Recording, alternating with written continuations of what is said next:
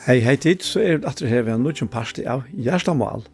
Og vi Anja Hansen som teker opp og redigerer, Ronny Pedersson som teker seg av Ljøvnen, Paul Fære og jeg selv, Daniel Adol Jakobsen. Vi hjertelig velkommen til hendaparten av Gjerstamål. Og en affær så får jeg spørre Paul hva det hånden ligger av hjertet i det. Ja, det og i Østbrand. Ja. Og her godt å være. ja, det var ikke veldig godt å være her, og det veldig godt hvis vi hadde kunnet klare dette brevet. Og det 3 kapittel nå, så det tror ikke retter. Så her leser vi at Paulus, han sier, «Tog bodje knømøyne, Paulus, fenje Kristi Jesu, fire tekkon til høytningar. Om til annars har hørt om husalte vi tar en nøye gods, vi mer given, at vi åpenbering hver løntamale mer kunngjørt. Så løy som vi fremmednånda stått av å skrive, jeg tror kunne tid lese det, skilja kunnskap mot om løntamal Kristus. Jeg alltid du skal lese hva jeg sindre. Ja, jeg tror kunne tid lese til å skilja kunnskap om løndamal Kristus som i fernen atterligen ikke var menneskebøtten og kunngjørst, så som det nå vi andanon åpenbæra heilove apostlen og profeten hansara, at heitningane vi arvingar, høyra vi til likhamme og eia parst vi og i lyftenon og i Kristi Jesus vi evangelienon. Tjener tess i våren etter tarre nøyg av gods og mer given vi veldig mått i hansara, mer som allra minst havja tøye av ødlun heiløvun, var henta nøye given a kunngjera heitningon evangeliet om årans særkjelja rykdom Kristusar, og at opplysa öll om hvordan hushaldi vi løndarmalen, og fra evig tøyen hever fjalt og gode som alt hever skapt, for jeg markfalde visdom og gods nu, vi samkomne skulle være kunngjørte tiktenen og valden og i himmelen. Hette evig fyri atlan gods som har fullført i Kristi Jesus, Herre okkara. Jeg kan tenke en 3-4 vers, ja? Ja. Altså, hette evig fyri atlan gods som han fullført i Kristi Jesus, Herre okkara.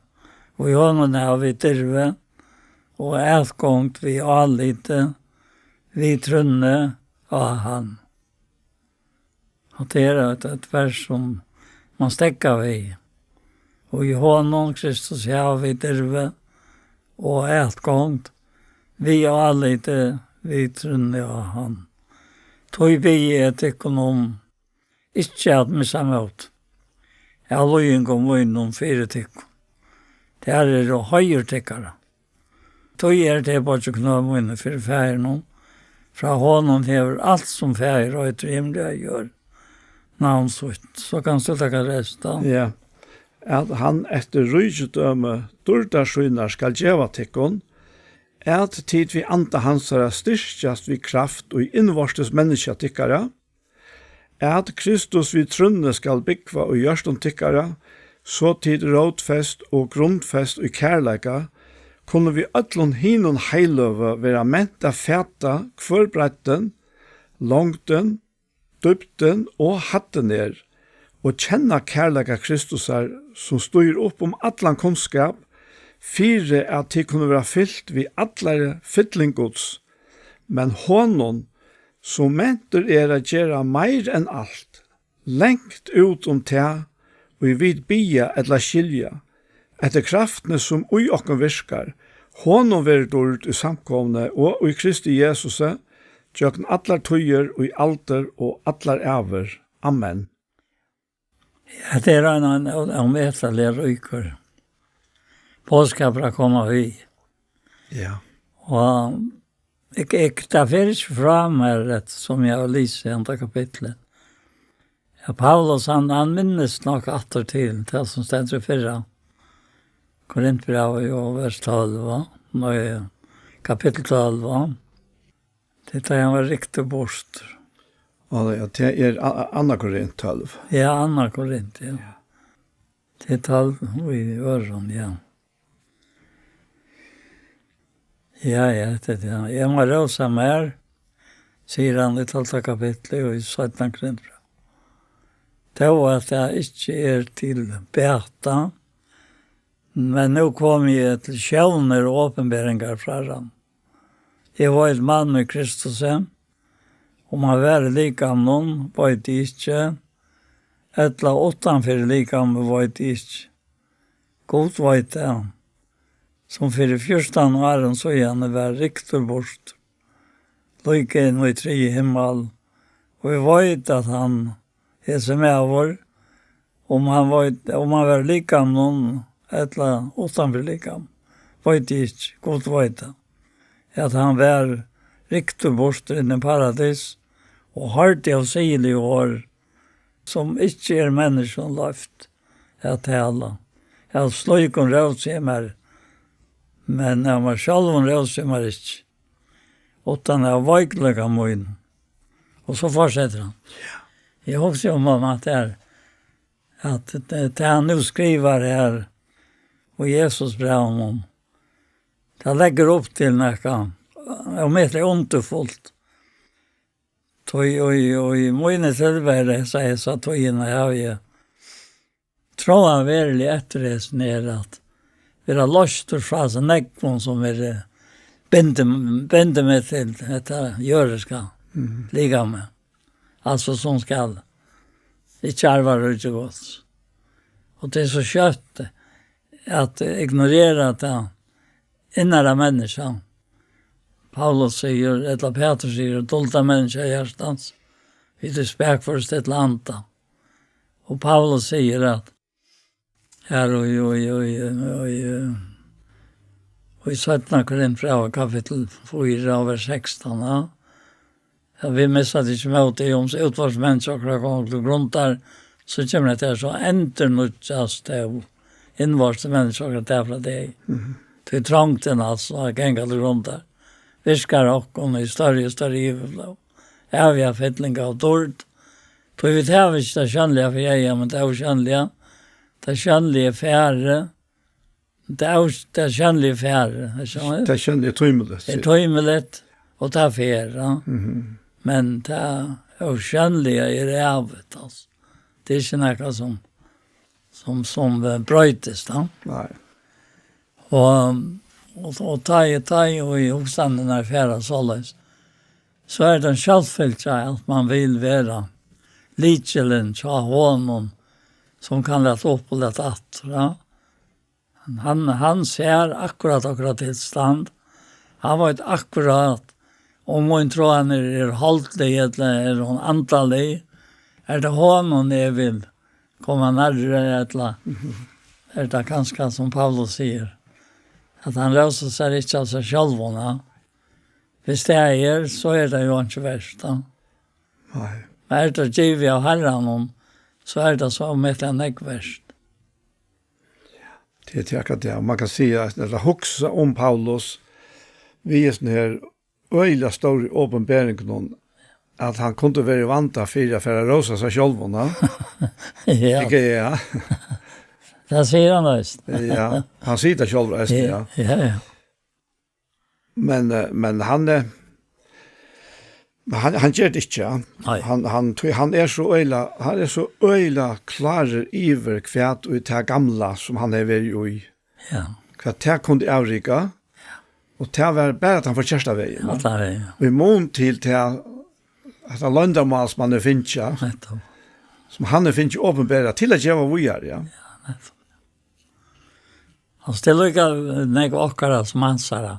Han fick bara till att göra vidare. Ja, nettopp, ja. Och han undras då att han var inte värt att ställa, säger han. För att det förra löven, men det förra lövet, det är väck. Och i samma stund som vi trycker Jesus alltså. I för god är allt väck. Och vi är satt vi god. Men och jag kan länka med visst vet. Inte ge vaken till att att söka Guds vilja vi och i livet och han har något löjer och som man säger att om man är kristen och inte skapningar alltså. Att är inte skapningar och i ögonen alltså. Det gamla färre och det var nytt. Och allt det där från godet som och i Kristus är samt jag kommer vid sig själva.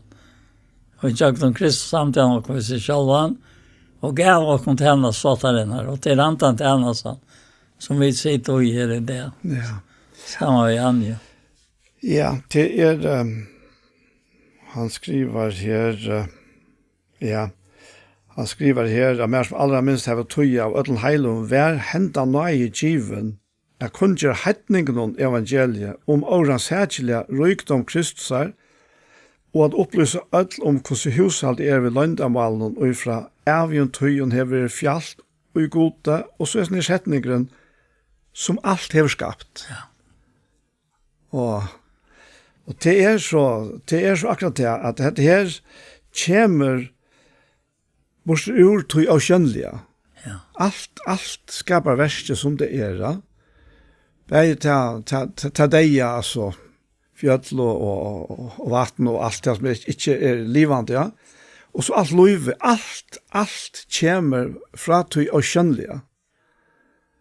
Og han har sagt om at det er løndamal, som han sier, han skriver om stått framan undan, som han sier, nevner i første kapitlet, ja, at det løndamal er at Gud skal savna alt atter til ett. Det som i himmelen er, og det som i jorden er. Ja. Ja. Så det er akkurat som hvis det ringer vi slutt av ta i dette her løndamal ganger ut da. Og det er langt, som du sier, Johanne, Guds tilviske er det langt til da. Ja. Han hever frem til alt. Det er ikke som kan legge seg træt eller res fra. Og tog er den bare spørninger om at ta imot det, om mottøke. Nettopp. Og så at vi gjørske mennesker som er så opptidsen av okkara ekna, og det er naturligt for så vidt eisene, men at vi kunne være vi og er så veldig atlande som god hever. Og i sånn landarmal som han hever, altså. Som han hever åpenbærende jo, og at man legger mest til eisene er at det er først i hans kapittel han brukar året hettningar. Ja. Og i øren kapittel har han tås om de som var lengt borster, Ja. og de som var nær. Altså de som var nær var jøtene, men de som var lengt borster, de var vidt hettningar. Ja. Og anker omsetning, anker ensk omsetning som brukar det til Geransmal, kallar jøtene for insiderer, Ja. og hettningarna for outsiderer. Ja, ja. Og her er okkara naturliga plass til outsider. Vi var outsider, altså. Ja. Utanfor alt, da. Nettopp. Men nu viser nøyene som er given Paulus at djeva vi er til okkon, så er vi kommet inn, altså. Vi er insider nu, sammen vi hinnom. Jeg kan bare tenke om at Jesus sier vi sine lærersvenner, at jeg kallar ikke tjenere, men jeg kallar ikke vinner, da. Akkurat. Og er det nekker som er insider, så er det vinnerne og vinnerne. Han sier det i början, jeg tog på ikke noe min Paulus. Pente Kristi Jesu, fire tikkon tid og etninger. Han ber for jo. Om tid annars er og hørst om hushaltet vi tar en nøye gods, vi mer given til tikkere, at vi åpenbering vi er løndamal. Mer kunnkjørst, så det som vi framåt han stått der og skriva. Og så sier han at du kom til lære, ta til lesa det, skilja kunnskap om omløndamal Kristus, som er færre noen atterlig og ikke vær mennesker på at noen kunnkjørst. Så som det nå i andan om er åpenbæra, høylo, apostlen og profeten. At høytningene vi er arvingar, høyre vi til likame, og jeg parst vi, og i løften om, og i Kristi Jesu, vi evangelien. Ja. Vi evangelien. Vi gleder i bådskapen. Ja, det er akkurat. Det er bare så ofertelig størst, at vi ikke skulle gjøre selv. Nej. At han har gjort alt som skal gjøres til det. Vi var heller ikke vidt å gjøre nægge pette vi selv skapende verset, og opprunnelige skapende verset. Og ikke mennesker blant det nøyt til. Men det kan vi først love som at jeg har vært øyla tatt på at. men det kan virke at man hører ofte en arroganse ut i de som halter seg å vite og røyne å slippe undan at det er Gud som er skapt da. Men det hjelper ikke arroganse.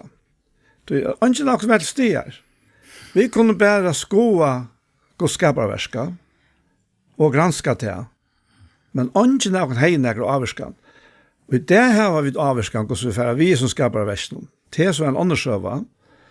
Men altså, har vi til å framtnægge til å si altså, hvor vær kjastater til Gud sier vær ljøs og ljøs vær.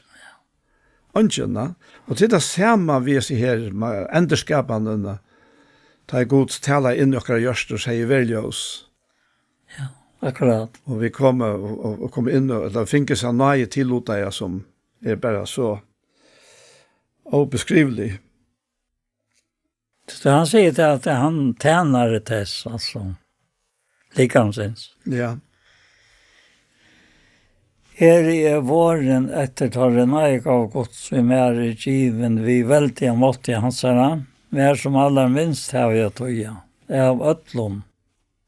Heilovon var henta nøye given. Jeg kunne gjøre høytningen om evangeliet, om hvor han særlig rykte om gods. Kristus er. Og at opplyse øtlen om hvordan hushalt vi landarmalen, og fra evig tøyen har vært fjalt, og i gode som alt har skapt. Alt har skapt, som du sier. Ja. Det er ikke nægget. Ja, det er så altså, øyla pakka sammen, altså. Det ligger så øyla nekv for en enkelt vers, ja. Ja. Hvis øyla favon åren var så avfætla nekv sagt. Men man må virkelig løyes av Guds vilja for at kunne være viverskende ujesen her. Vi andan, altså. Vi andan, ja. Ja, det er alt sikkert. Ja. Mer som allra minst har jeg tøya av ødelen heiloven. Altså, han setter seg lakre enn ødel, altså, og æren. Altså, øyne lakre enn hvit. Ja, det gjør han faktisk, altså. Og han sier det for så selv og æstene, men det er vi går grunn, da. Ja. Og det er heller ikke at tilvilt at en slukker som Paulus ble valgt ut til å bedre hente bådskapen, til at det måtte kontrast fullkomelig. Ja. Og det er nøyt enda det er det, om man er ut til gamla, det er en her kontringen fra Gode som venter ødlån av høtte. Altså. Vi var fullkomlige borster, men det kom helt inn nå. Ja. Vi evangelien, og vi gleder bådskapen om det som Jesus Kristus har gjort da. Det er underfullt, ja. Og så sier han etter her, at venda nøyegiven, at kunngjøre, og at opplyse ødel om. Ja. Og så sier han fire at, markfald og visdom godsa, men vi tar vel inn i oss jeg vet ikke det senest, eller næst men det er hvordan opptidsen han er av at vi skulle være opplyst. Ja. Tøy, åknen er given.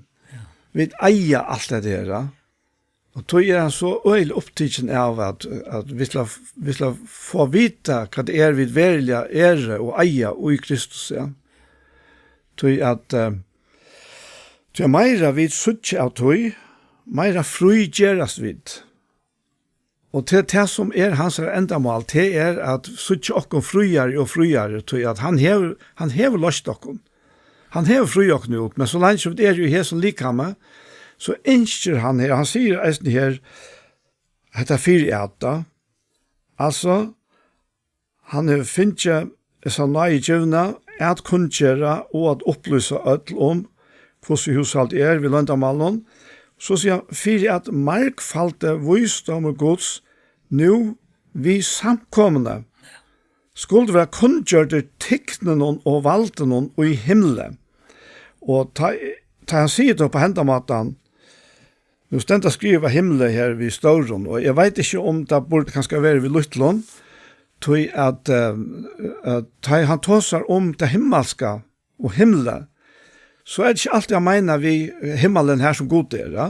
Men han mener vi til å skjønnelige andaverna. Og her er vi sett til at faktisk proklamera og kunngjøre disse Guds nøye ut, ikke bare for mennesken, men og vi er vidt vær opplyst, så kunngjøre vi det for tikkene og valgten, som annars har valgt i heimen. Ja, vet. Og til er veldig landamal og uttøy. Og det kan jeg så for så det er vittne selv, at det har fullkomlig brøtt med, og det blir vi brøtt med, meira er vi opplyster om hvordan veldig Guds nøye er i måte dere menneskene, og frier og lettere gjersmann, og gangen blir lettere i stedet for tinkere, ja. Så han sier at dette er ja, for Atlan Gods. Ja, akkurat. Som har fullført i Kristi Jesu, herre åkere, og Jonna var i dyrve, og et gongt, vi anlite som han nevnte. Vi trunner jo han, altså vi døyer det. Ja.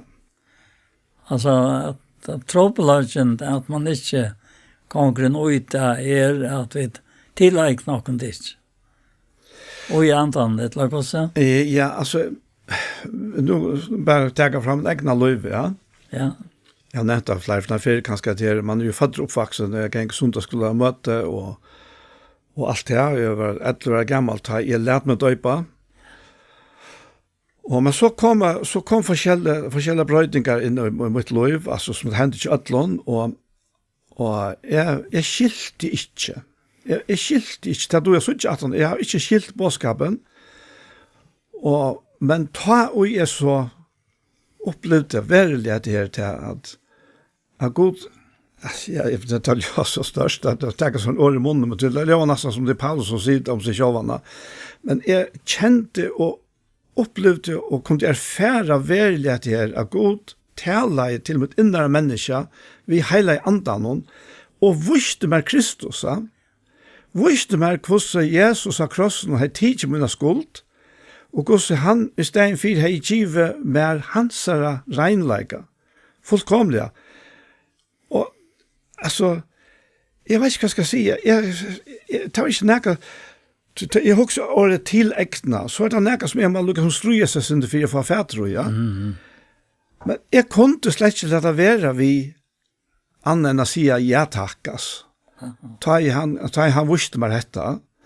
Og jeg kjenner det så løst at dette til hjerteleg som Paulus hever for alle mennesker. At alle mennesker skulle komme og kjenne og oppleve akkurat så mye erfaringsene som begge han og som vi som andre kunne vittne om. Men det er veldig da. Og vi hører vittnesbordet det altså fra mennesker som bare stedfester dette året som Paulus sier, siterer Isaias 4, at Gud sier, jeg var funnet av time som ikke søkte meg, ja. Og til dømer og vittnesbordet og mennesker som opplever evangeliet på så underfodland hatt, og opplever kraften ut i eisen, ja. Så tog hever det så stor en tøytning, Paul, at vi halte av og gjes ned, at kunngjøre evangeliet, så lenge som han gjør dere at kunngjøre. Ja. Ja. Og han gjør dere årsut. Men det ble vi av være framfor meg at her, og hun har vi dyrve. Ja, nettopp.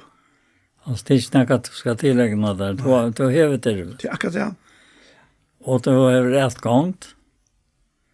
Og du har allit, vi trunner jo han. Og du gjør det han byr og noen.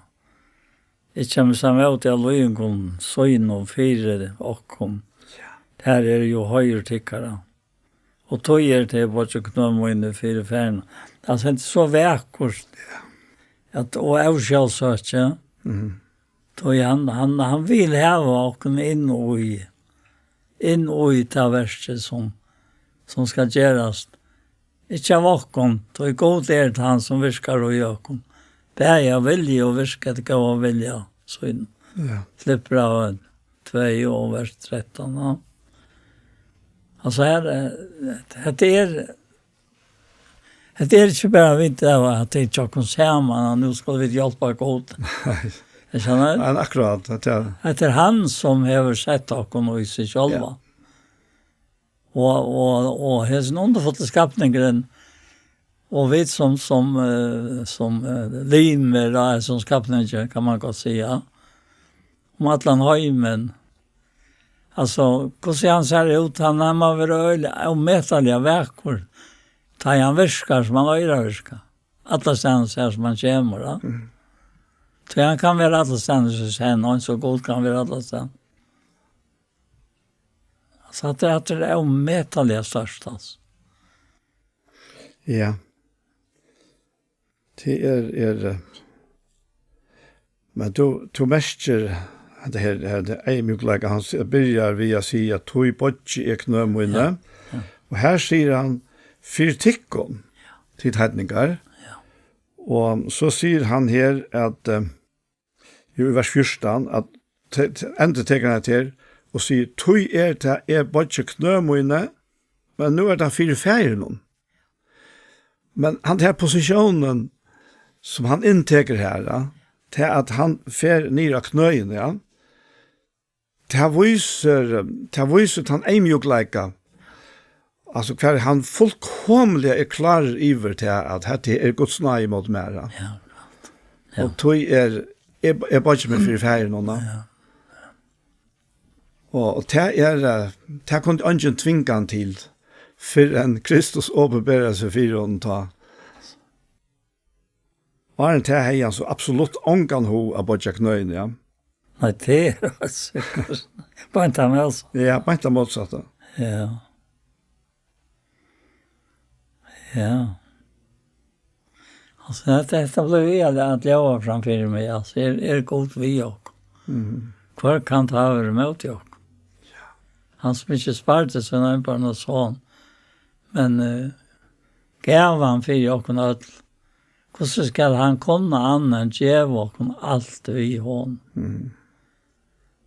Altså at være og tog støv og i for god og i det, som er tryggvante, at alt og kunne giva. Ja. Og i rygg og mal det, altså. Ja. Jeg husker, Paul, at så ikke vet en vanlig førska familie. Vi foreldren, og så bøttene og i imeskon altre. Så kanskje så ikke at de som blivet kanskje vaksen av den eldste, og det kunne være nekvare middelsikken, og så det noen middelene, og så kommer du til kanskje at det sørste at han nøyføringene, og begge til yngste og til eldste lykka nek bøten av sine foreldre. Men til eldste jo bona meira, og til forvanta meira av en vaksen bona menneske enn av en nøyføring. Og så faktisk en andal av mynden, og jeg ser veldig familiene som Guds familie. Og jeg har nevnt det før, jeg får nevne til atter her, hva han sier at han kommer faktisk inn at det her. Han sier, «Tog det bare ikke knømmen for færen, fra hånden hever alt som fæger eiter og himmelen og gjør navnsøyt. For så sier alle enskar omsetninger sier at etter hånden alt som familie eiter og i himmelen og gjør hever navnsøyt. Og det blir så fjolt og omfevnende. Ta det så enda røkker til å være at alt familie lov hever sitt navn etter feiren i himmelen. Ja, det minnes jeg i min ungdom, altså. At til dømes Altmar, han fikk ikke nekra å ta imot instruksjon, ja, det var ikke synd, skrev jeg ikke, men Det är mamma alltid mynt mig av vad det skulle vara. Och pappa vid sin ställa sinne säger inte om det. Men man mest är att det som mamma säger, det är det som är trott. Mm. Och då har det inte att hon säger vi allt mer. Det är ett land och hette till tøyen. Så var det två yngre. Han har inte fått drank och vært han till krönen. Det var en 42 pappa borster. Och så kom Eifen i 46, 18 krönt. Och Lissan kom så i 84. Så det blev lukka som Marie och så Eifen och Lissan alltså. Och det man så för att lära så får man. Men alla tøyene klinka i detta för mig som du nämnde av familjerna. Att detta är näka som mamma vojt och sita bärs. Men du ska själv finna ut av dig vad du ska vara. Eller vad Kristus ska loja till. Så, Akkurat, ja. och det gick av med nog så nek. Tog att hon brukte det att jag var äldster och så läste pappa hemma att arbeta. Och så ville hon att jag skulle färra köpa att henne var så lojtel och jag var han som skulle göra det. Och jag kan aldrig tacka nog herran och fyret han. Antallet som blev hon lägen i rummet vid oss när. Ikke at du varst. Bara varst du ikke hva du skal være. Det er nok så ringt at jeg vet det. Ja. Men jeg var pura samfunnet om det at jeg var innenfor et område som hører til han som gav seg selv i det for det. Og hette Kattle, ja. Og jeg kom også til trygg som du nevnte, og vi har snart den der, og opplevde det at han har en funker der, og vi kom bare rett og rett med det, og bare ble frelst vi bansjen her, takk av hverandre. Og så kom det færre opp en loft til å fortelle at for pappaen, han ville løttes til å sove. Og mamma bara säger att det får ånga det veckat. Nej. Men så börjar jag till alltså ta börjar ju grunden till den nya familjen alltså. Vi och i den nya familjen så. Ja. Som är Kristus och jag. Det är akkurat det här och det är att det blir så öla närvarande ta det blir familjen. Ja. Det vi känner inte tryggare sted i hemmen än samma vi familjen. Ja. Nej. Det är bara. Här känner vi oss trygga och få oss hemma. Ja. Och det som blev så öla kraftigt för mig och livant för mig att det är samma vi så näck från öron men det är tillhörsförhåll. Man hör till. Man är inte på avstånd långt.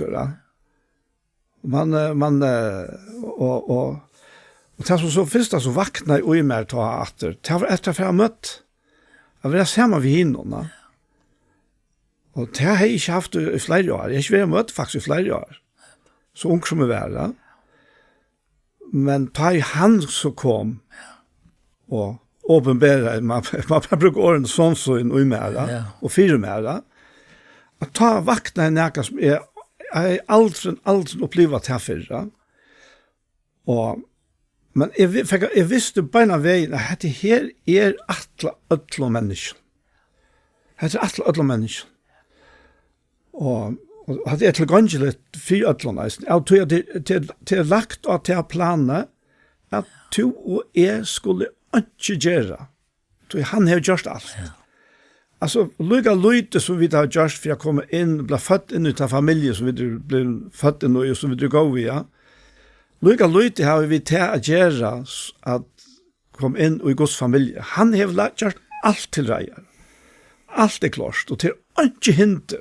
Till inte du ska göra. Till inte du ska lägga av för jag kom in i så familjerna. Och det här är ganska öjla nekv har finnet till på en eller annan måte skreift för sig. Ja, men så må jag bröta med och så må jag kan komma. Nej, akkurat som vi där.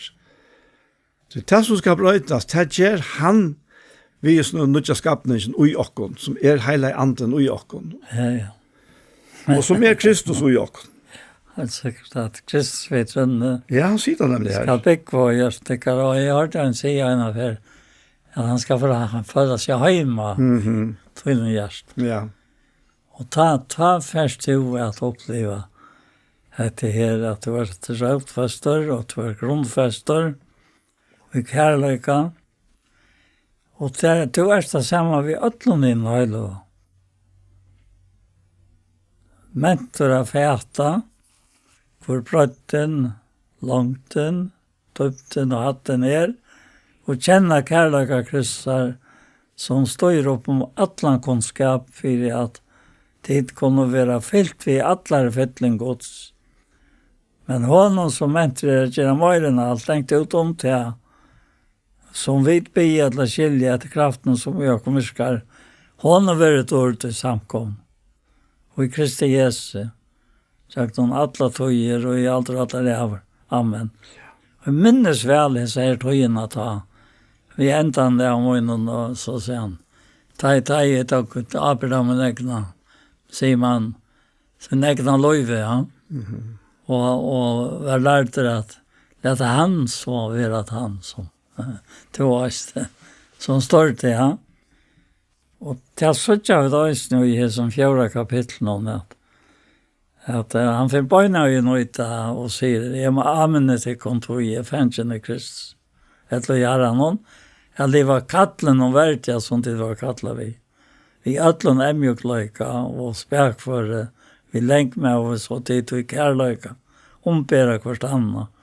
Och lägga till knöjna vi att vara verande og i øynløyk antans, og i bantefriarens, og et lika, og en ante, og en så tider kallet til øyna vevn og kallet tikkere. Og en herre, og en trygg, og en døper, og en god feir, allra, som iverøtlån, viøtlån, og uøtlån. Så det. Ja. Det ser minstre, og kvarvet og i minstron etla blivit upp bara via genka og himprast, som det satt om fyrir tøyen. Og anka støv og teker fyrir tøy, som tøyt. For nu det kommet inn i kattle, altså. Ja. Ja. Ja, det alltså han säger alltså det som du läser nu va. Ja. Alltså i häson hade väl galtande för allan hemmen så var det frira göra. Ja. Så det så växt det och så är mjukt eisen på en och samma att han säger att det så tid och kärleka ombära kvart anna. Og lägga till ena via vera verande och i enlägga antans och i bandefriaren så. Och det vill så säga att det är det samma som ständer här i Filippe Brand som du citerar Jan att det är Gud som viskar i och att vilja och viska. Och allt han kapitlen, andra kapitlen Filippe Brand, han snurrar sig faktiskt om att det går så vid vi kvar annan. Og det akkurat det her. Det sånn kærleiken som fjölda synden, og som omber, og som gjør til at jeg har rett, men jeg må legge meg rett til søyes, til at jeg kan gå driver friene. Og det helt omøtelig viktig, da. Men det så viktig til at vi öll ujes nere. Ja. Annars viskar det ikke. Hvis en som sier, eller som ikke gjør, som bare leder vente en vei, det skal bare være mer til gåere, så fungerer det heller ikke. Men ta i dette her fra løyve til visk og gjørst noen øtlåne, så blir det til noe helt ondt, det blir himmelstas. Og det men vi det kom til meg for det at her, vi mennesker jeg har alltid hukset om at det verste her, at Gud skal få alt til ett. Alt det som sundeskilt. Til øyel, vi sundeskilt som mennesker. Vi har sånne meninger om forskjellet. Vi kan ta politikk som det ene, og så kan vi ta utråd som det neste.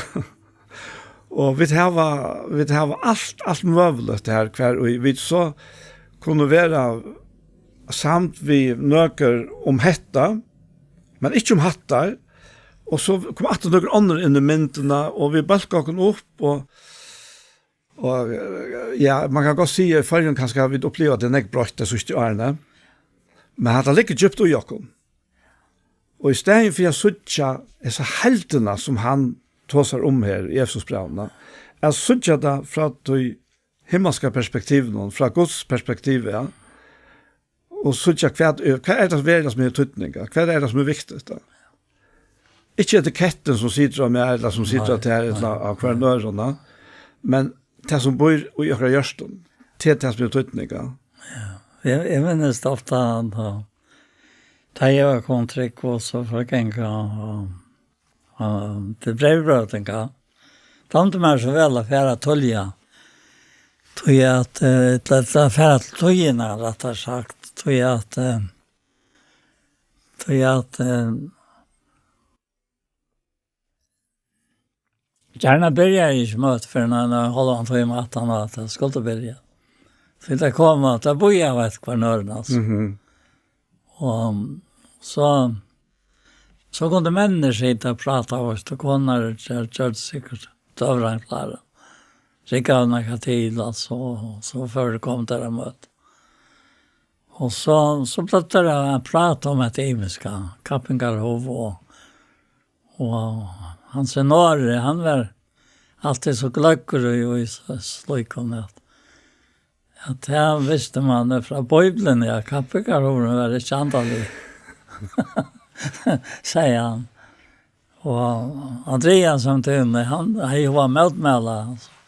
Alltså det är lite kom jag att det Soverland som det tar sig att Kappingarhoven, va? Nettopp, ja. Så det var driften till det, ja.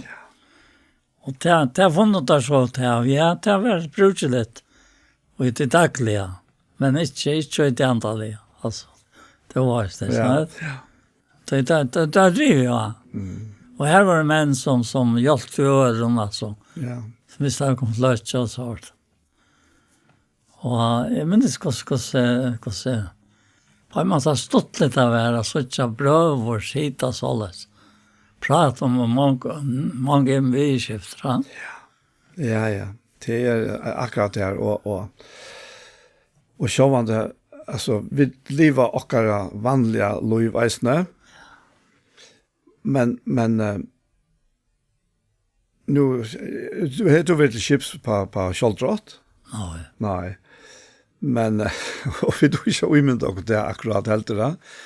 Men skulle vi ta så myndene til sånt vi kapping, ja. Men han som får minst, at han kan være takksammer for han som får mest. Ja. Og så han som får mest, hever omsorgen for du som får minst. Men til prinsippet var kjoldrottere, og til alltid helst ikke var sælja bøybelst. Nej, men det stemte at kappstod man får så kvar øren og i. Ja.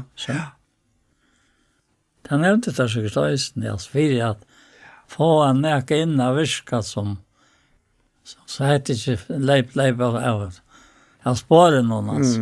Ja. Jeg husker om at her er det, altså, foreleikere som man kan hava, og som så gjør vi her, ja. Ja, det. Og så riskerer vi at gjøre tøyne foreleikere vi her, at du selv er iverhalv av det. Og hvordan tenker man så til? Ja, man er ferdig jokken alt av det her. Ja. Og man er sier, hvordan skøft det at halte at vi er gjeva til føringar våre såleis, at det er tunt, hvis det har funnet av meg, så dolte det där lunch som var det för jag. Ja. Där skulle få en nog sån här på skjorta ja. Men så blev det lika som Ja, Lloyd, du nevner at her, det er så sent som i morgen, det var en tur på svimgillene, ja.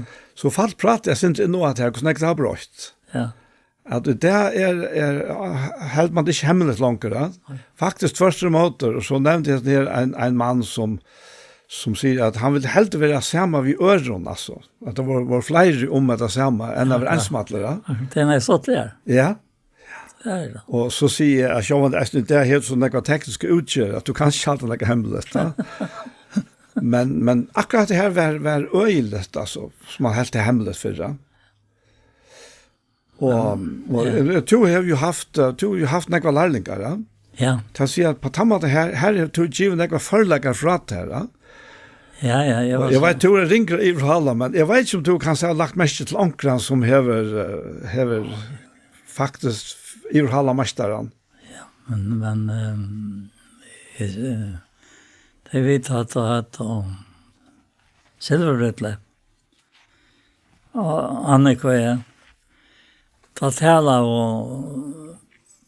og flere av dem og så satt sine vegene kom og det fører ned at rikken av meg hva som kaldt vatten fikk først med andre tala og jeg minnes det at Jan sier at det kunne være øyelig bestemt for oss og så nevnte han nok døme men så sier han at Arne vi skilt oss det har han vært ferdig. Så kom jeg alltid etter personlig, og hvis jeg falt til at det ganske, jeg vil jo også krevjende, ja. Jeg spør om det var i orten. Ja. Han sier, det har slett deg nek, sier han. Jeg kjenner det. For at man er så gøy vi lærlikene. Ja.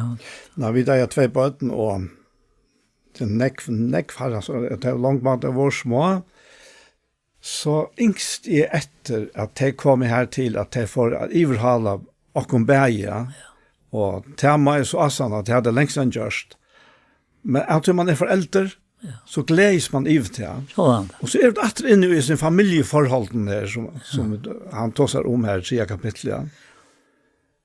Og til å kunne gledes iver til at det ganger godt til øren. Han gleden, hon dämmar upp för så öland nekv negativ. Som inte släpper fram med att man kan glädjas om andra. Det som hjälpte mer öland nekv är det att så det som jag nämnt från höjmen ja, och så för jag ut i löjve och tror en nöj med att löja andra till Kristus för öliga stärsk. Och det börjar jag också tölja med löjve. Ja. Så börjar vi människan som inte visste jag kom till att jag snackar vet det. Jag bara vill släppa snacka vet det, ja. Och jag minns den första som vi ordentliga låtte till Herren och han var kommit upp ut att skojva vägar och det säger systern så hon och vem. Och minns det kvalitet har jag låtte han spurte han om han ville och hur ser ondfullt det var hur sen bröttes. Jag såg inte att han ja. Och så här nu brukt han jag kvar nu och han är gift det kvar gå nu det viskas hemma.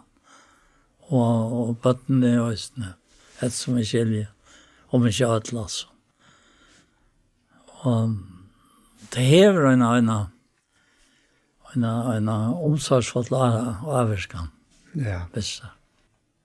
Kan det ikke nok bedre vi en innbjøring til mennesker kom inn i varmen, kom inn i familiene, helter enn at krevja, krøva, og moner med Hesberget det gamle systemet, den gamle sottmalen, som var krøv.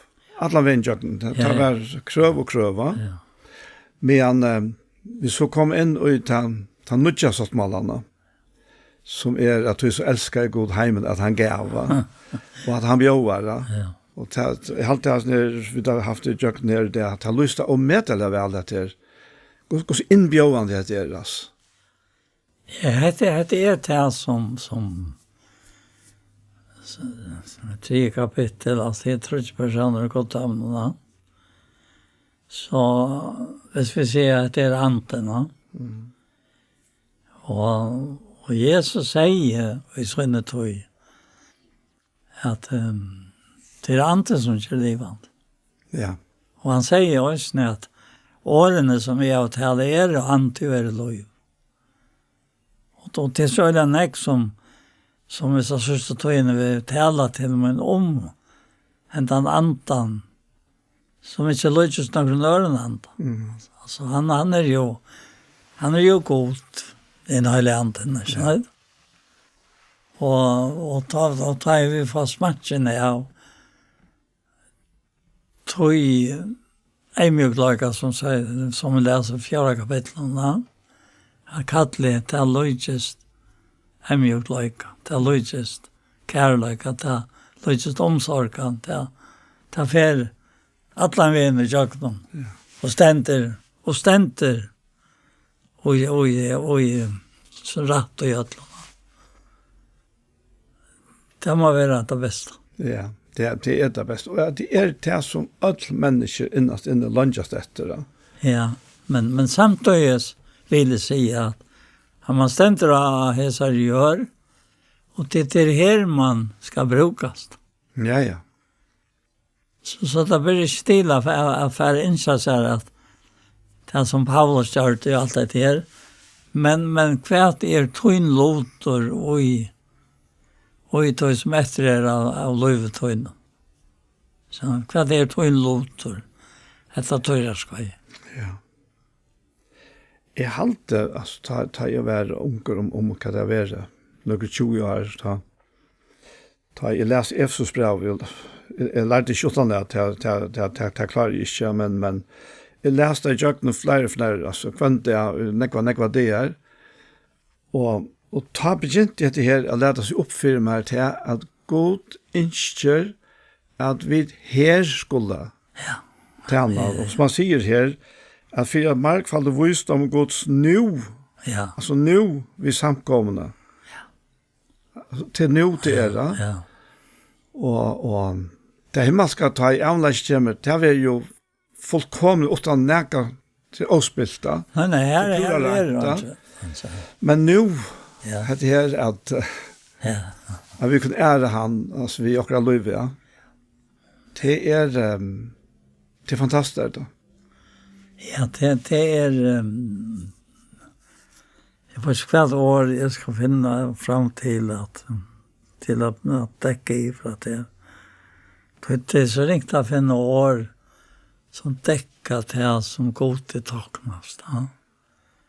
At jeg vet at jeg kjenner til at han er takksam for meg.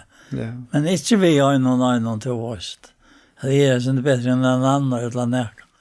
Men det är inte likam. Ja. Alltså likam hoxanen. Kan du gott få om du ständer på ett hjörne. Och så här han virka och utar bäja vilja och virka. Ett sån gåva vilja. Ja.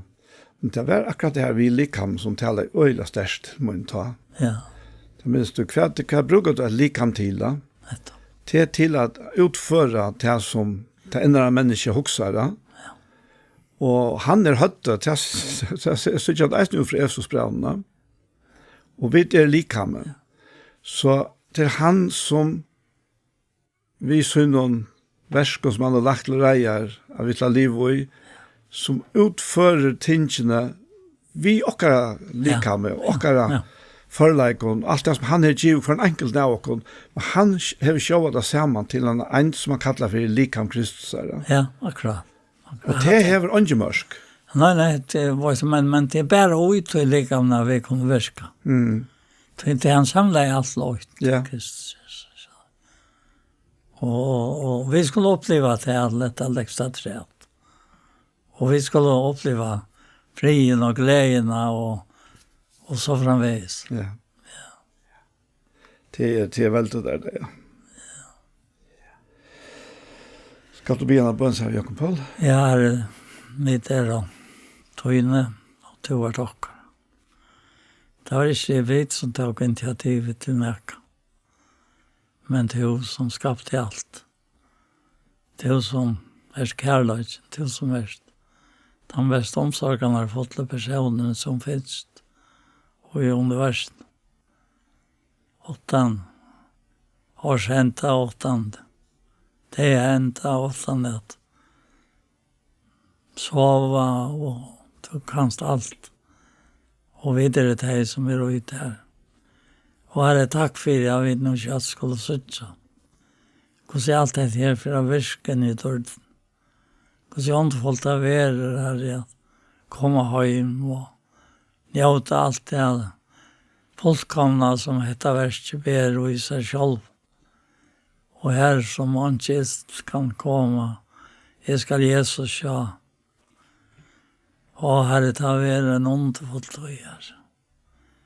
Her er tøyene vekk. Og vi får være her, tjatt her. Og i alle ræver. Takk for det, Herre. Takk for dere kære. Låt det alt komme og kjenne til. Da ber vi det om og fevne på en annan. Takk for det at det er rett kommet som for å ferast, som er i som verset. Og sikne til framvis. Alt i Jesu navn. Ja. Amen. Så det som parten av Gjerstamal kommer enda, og vi får takke for dere. Og vi Anja Hansen som teker opp og redigerer, Ronny Pettersson som teker seg av Ljøvnen, Paul Fære og jeg selv, Daniel Adol Jakobsen. Tusen takk for Jesper. Parter av Gjerstamal som har vært, her kan du finne av YouTube om du leter etter Iktus Sjønvarsp. Og her som parten, han kommer eisende å lagt seg her, og han kommer eisende å sende av Kjei Kristelig Kringvarsp. Så en annen fer, tusen takk for Jesper.